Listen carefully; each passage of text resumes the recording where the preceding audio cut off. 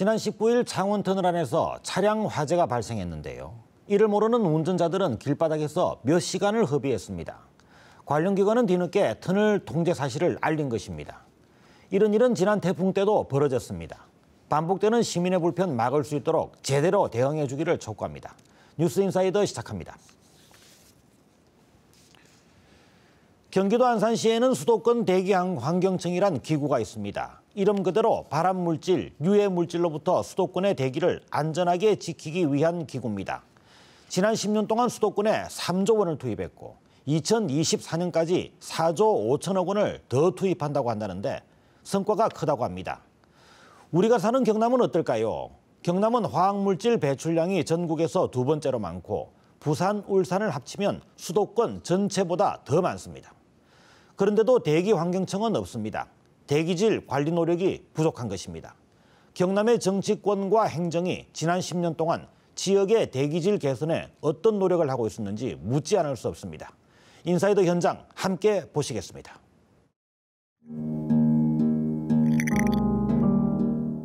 온 국민을 충격에 빠뜨린 가습기 살균제 사건. 기업의 양심과 유해물질을 잘 통제해 줄 것이란 정부에 대한 믿음이 부서진 사례입니다.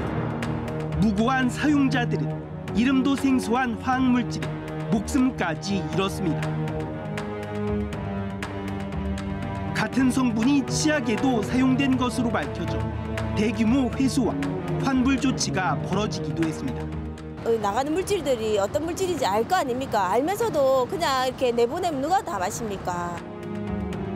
유해 화학물질에 대한 우려는 이뿐만이 아닙니다. 최근엔 경남도민들의 발암물질 노출이 전국 3위라는 보고서도 발표됐습니다. 하지만 경남도민들의 건강을 지키기 위한 대비는 상대적으로 노출이 적은 수도권에 비해 허술합니다.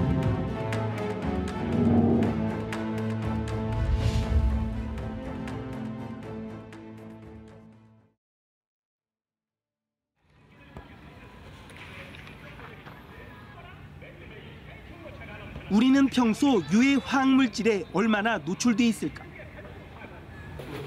국회 환경노동 더불어민주당 강병원 의원은 발암물질 전국 지도를 발표했습니다. 환경부가 발표한 고독성 물질 배출 사업장 주변 주민과 유치원, 학교의 수를 계산해 본 겁니다. 고독성 물질을 배출하는 사업장이 우리 주택가 한가운데 있다 그러면은 장기적으로 우리 국민들에게 또 자라나는 어린이들에게 어떤 영향을 미칠 수 모르는 거 아닙니까?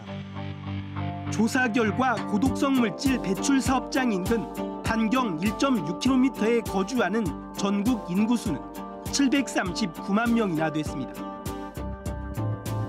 경남도민은 어느 정도로 위험에 노출되고 있을까?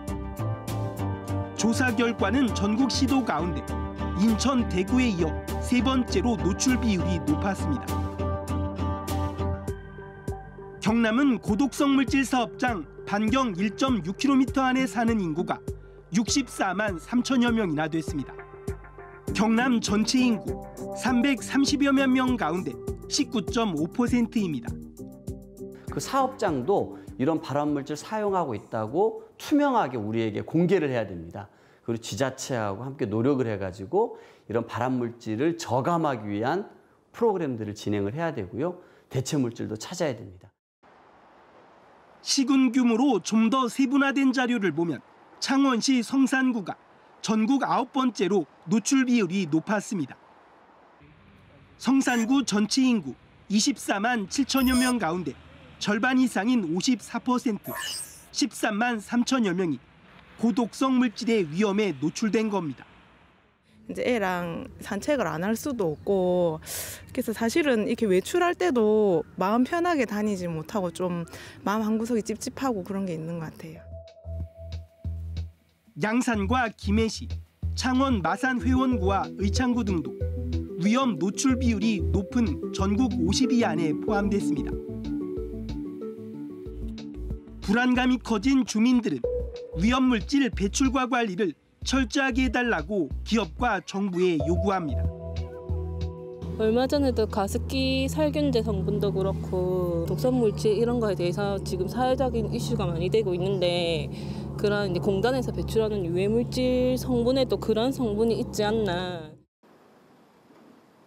국회 강병원 의원 조사와 별도로 환경부가 조사한 화학물질 배출량도 경남은 우려할 만한 수준입니다.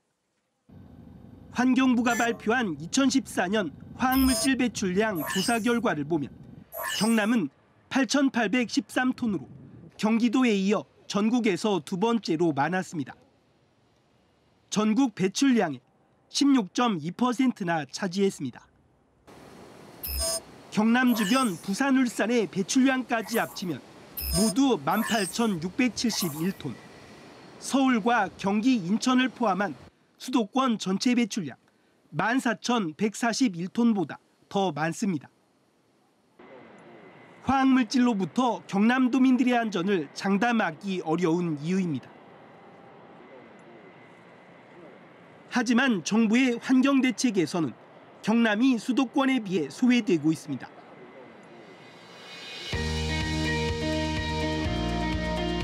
경기도 안산시에 자리 잡은 수도권 대기환경청입니다. 이곳은 2005년 설립됐습니다. 경남을 비롯한 타 시도에는 없는 수도권 대기환경청이 설립될 수 있었던 것, 수도권 대기환경 개선 특별법이 있었기 때문입니다. 환경부에서 2002년 12월에 수도권 대기 개선 특별 대책을 마련했어요. 그래서 그걸 근거로 해서 2003년 12월에 수도권 대기 개선에 관한 특별법을 제정을 했고요. 수도권 대기환경청이 10년 기본계획으로 2005년부터 투입한 예산만 3조 814억 원, 2020년까지 4조 5천억 원을 더 투입할 계획입니다. 이와 더불어 수도권은 다른 지역과 달리 2007년부터 수도권 대기오염 총량제를 실시하고 있습니다. 수도권 이외 지역이 사업장 배출가스의 농도만 규제한다면 수도권은 여기에 더해 배출 총량을 정해 통제하는 겁니다. 배출 농도는 낮지만은 많은 유량을 배출하는 사업장이 실제적으로는 저희 이제 환경 부하에 더 큰 영향을 미치거든요. 그래서 이제 나온 게 총량제고. 수도권의 배출가스 총량제와 막대한 예산 투입은 성과로 나타나고 있습니다. 총량제 실시 전후 질소 산화물과 황산화물 배출량이 각각 45%와 19% 감소한 겁니다.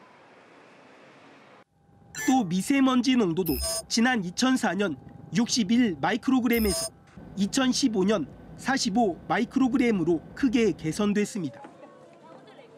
화학물질 배출량은 경남과 부산, 울산에 더 많지만 대기 정책과 예산 투입은 수도권에 집중되는 겁니다. 유해 대기 물질로 차원으로 간다면 수도권보다 더 심각한 곳이 지방입니다.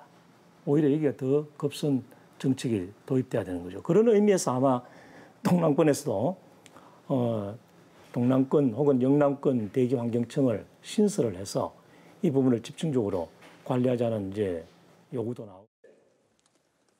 특히 입법 활동을 하고 정부 예산 편성에 관여하는 지역구 국회의원들은 지난 10여 년 동안 어떤 노력을 했는지 반성해야 할 대목입니다.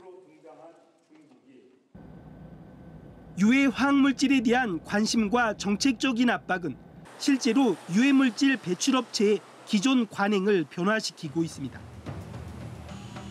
2014년 기준 전국에서 가장 많은 1급 발암물질을 배출한 광주 세방산업. 지난 2006년부터 9년 동안 금속 기계부품 등의 세정용으로 쓰이는 TCE, 트리클로로에틸렌을 매년 수백 톤씩 배출해온 것으로 드러나 지역사회가 발칵 뒤집혔습니다. 자녀들 걱정이 제일 많이 되죠. 어디서 발생되는지 모르니까 어디다가 하소연할 곳도 없고 물어볼 곳도 없고 그런 부분에 좀 애로사항이 좀 많았습니다. 대책위가 구성돼 조업 중단과 저감시설 설치를 요구했고 공장은 16일 동안 가동이 중단됐습니다.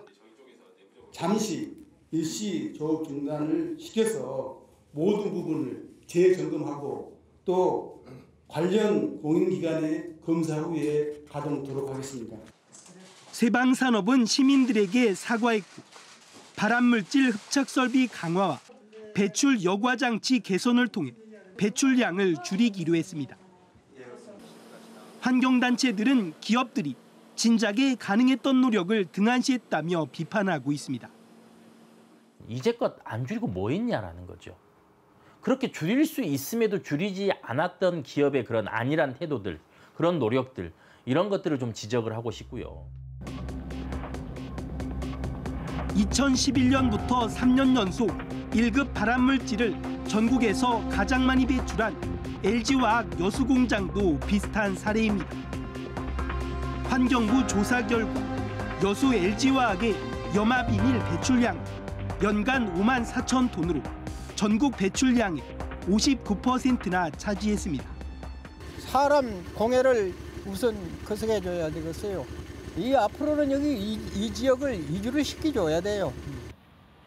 지역 환경단체가 지속적으로 문제 제기를 하자 LG화학은 사과문과 함께 배출량을 50% 저감하기로 했습니다. 여수환경운동연합이 문제 제기를 하지 않았으면 그 LG화학에서 저감 설비를 장치를 마련하지 않았거나 아니면 최소한 늦게 했을 것입니다. 발암물질은 적은 양에 노출되더라도 위험하기 때문입니다. 발암물질은 노출이 많이 되고 적게 되고에 따라서 차이가 별로 없을 수도 있습니다. 노출되었던 것 자체가 발암을 일으킬 수 있는 부분이기 때문에요. 그래서 이게 아마 환경물질로 밖에 나가서 일반 주민들이 이거를 이제 흡입하게 되면 그게 이제 암에 걸릴 가능성이 훨씬 높아지는 거예요. 울산의 한 화학공장은 기업 스스로의 노력으로 발암물질 배출량을 줄였습니다. 이 공장은 먼저 벤젠 저장 창고에서 발생하는 발암물질, 휘발성 유기화합물의 대기 방출을 막기 위해 강제로 이송해 연소시키고 있습니다.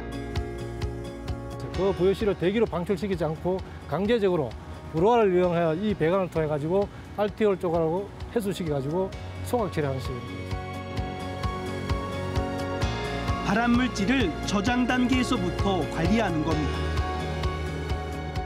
우리 울산 공장 같은 경우에는 RTO를 2000년대 초반에 설치하였고 공장 생산량 증가와 더불어 2013년, 14년에 걸쳐가지고 RTO를 추가적으로 하나 더 설치를 하게 되었습니다. 생산 과정에서 표본을 채취할 때도 과거와 달리 완전 밀폐식 방법으로 누출을 차단하고 있습니다.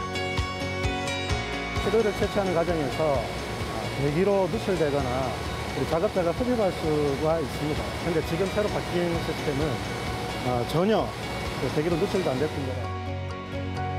화학공장 특성상 혹시 모를 누출이 있을 수 있는 배관 이음 부분 차단도 강화했습니다.